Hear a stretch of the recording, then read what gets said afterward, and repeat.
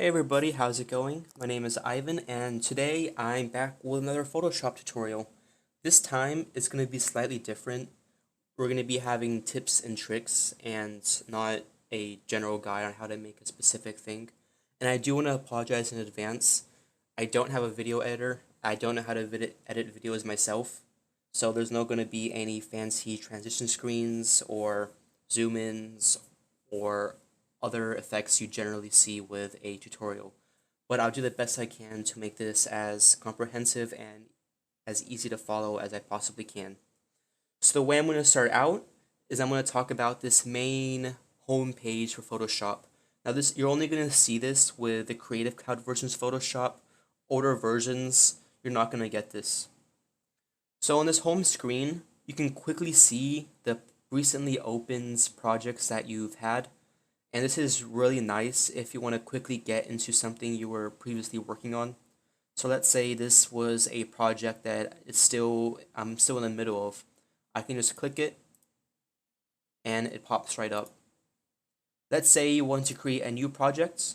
You can click create new and they have a ton of existing templates for sizes, but I generally will go with a custom one.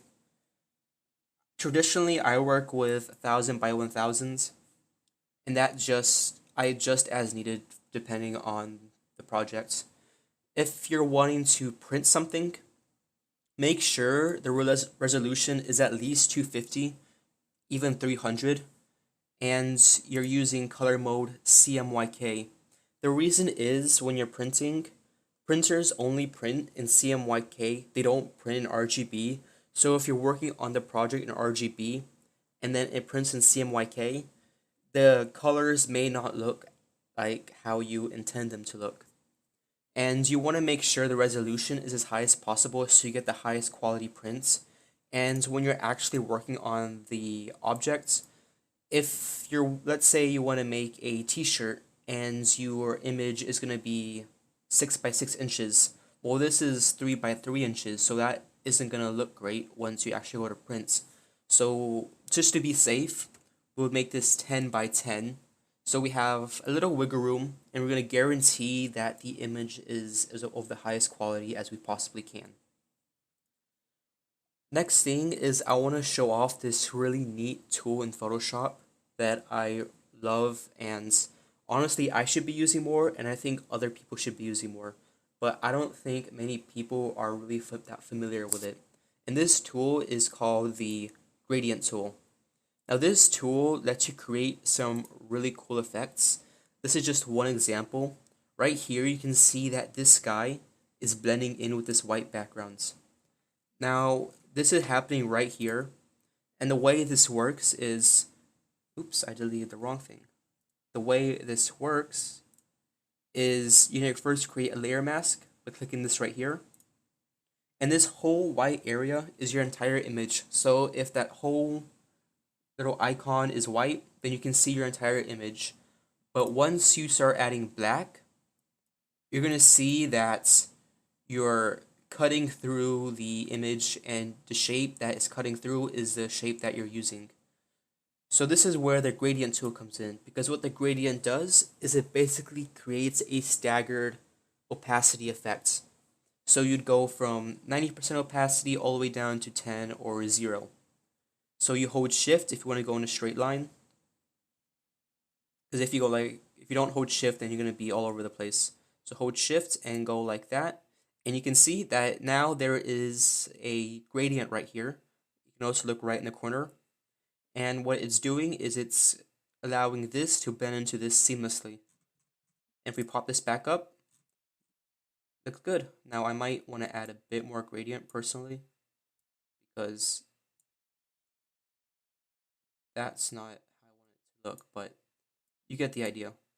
There we go. Next tool I'm going to talk about, it's not really a tool, it's just a handy little tip, because what I find people struggle with is when they see a shape like a rectangle, they then want to adjust it to have edges or corners. And there's a really quick and simple way to do that, and that's just by using an overlay and a existing shape tool. So let's say you want to give this a rounded corner. You'd first grab the rounded rectangle tool, and then you drag like this, hold shift to make sure all the sides are proportionate to each other, proportional.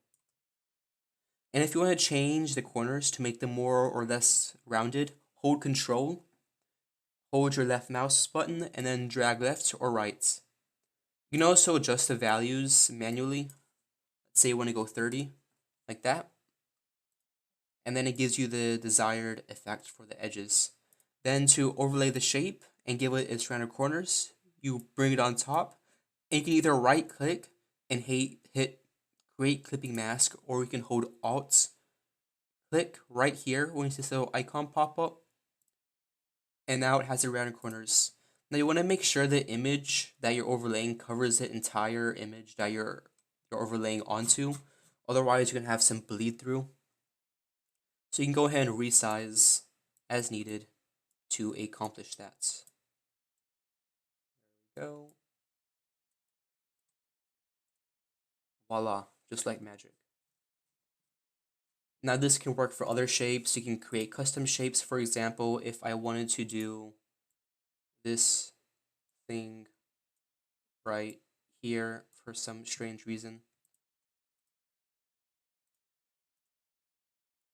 can do that.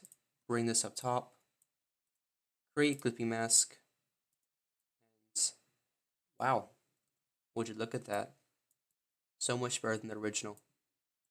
Just joking, but yeah, you can experiment with this and try out all kinds of different things. And that overlays in general are basically the backbone of Photoshop. You'll be using them all the time, no matter what you're doing, whether that be GFX, artwork, or just generic image editing. So next thing I'm going to talk about is using assets within Photoshop, because they're one of the most crucial parts, because you're going to be using it for almost everything, especially if you're using GFX, which I assume most of you who are watching this video are going to be doing. So let's start out with a standard 1000 by 1000, if I can type correctly. Create, and let's grab some assets. Let me show you how these generally look. Assets. Now I should probably do a better job of organizing mine, because I have a ton of stuff I'm never going to use again. For example, I'm never going to use that. Never going to use that. Probably not going to use those flip-flops again. But you get the idea. And if you can get really organized with this, you'd be able to have separate folders for icons, weird, not weird, effects like this, where it kind of pops out. And then you can just quickly access the things you need right off the bat. And I also have this folder right here that I use for textures. I should probably expand it, because I've gotten to the bad habit lately of just copy pasting whatever I need. I should probably expand this folder. And I should note, if you're going to be using images that you pull off the internet for purposes that include trying to make money, then you should be aware of copyright laws. I'm using these in a way that I'm not going to be selling what I'm using. It's just to display within my server or on our Instagram or YouTube. I'm not actually selling any of the images or any parts of them that I'm using. So if you're actually planning to sell something, you might want to create yourself or buy the rights to use it. Now, if you need to find images, it can sometimes be difficult, just because there's so many things that can go wrong, or it can be hard to find a specific thing. So for example, if we're looking for a render, I'm just using anime as an example.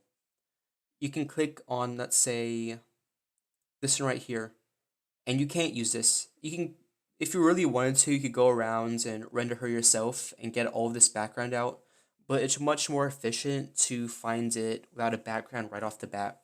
Now to do that, you want to click Tools, Color, and then click Transparent. And now, if you click, there's no backgrounds. And that works for all of these.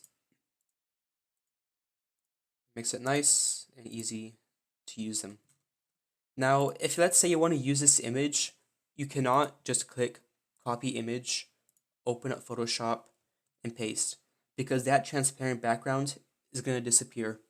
What you have to do is go to the image, save image as, save, open up Photoshop, and then open the image like that. And now there's transparent backgrounds, and you can use it however you need to. Another thing I forgot to mention is you can quickly drag an image into the existing folder that you're using by just grabbing the move tool, grabbing the image, and just dragging it over to the file. There we go, and it's all in there. And I can resize it, do whatever you want. There we go. Perfect. Okay.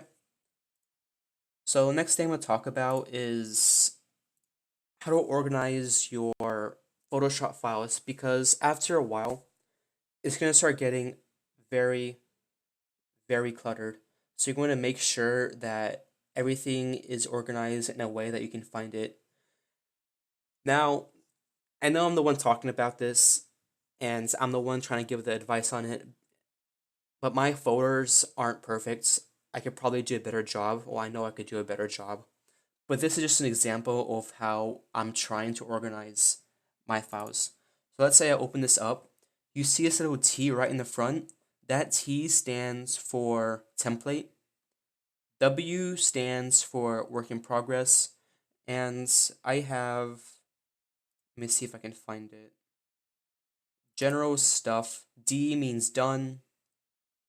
I think that's all that I use, but it helps me to keep things in a way that I can easily find them. Because let's open this back up again.